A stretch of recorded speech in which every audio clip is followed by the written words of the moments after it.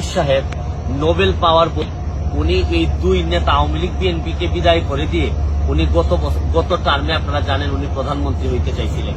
এইবারও উনি ষড়যন্ত্র করে আবারও উনি প্রধানমন্ত্রী হইতে চান।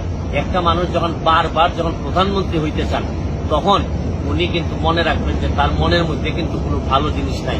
পদ্মা সেতুতে উনি বিরোধিতা করছেন। শুনেন, যাই করুক না কেন উনি বাংলাদেশের বিরোধিতা করতেছেন। এইটা বাংলাদেশের জন্য কোনো ভালো হবে না।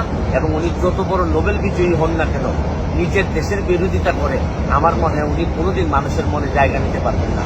এই জন্য সর্বশেষে একটা কথা বলতে চাই, দুঃসময়ে দাঁড়ানোই কিন্তু বঙ্গবন্ধুর আদর্শের সৈনিকের কাজ। আমি মাননীয় প্রধানমন্ত্রী জননেত্রী শেখ হাসিনাকে বলবো, বহুত যুদ্ধ জয় করে আপনি আসছেন। 21 গ্রেনেড হামলার মতো এই হামলা থেকে আপনি বেঁচে আসছেন।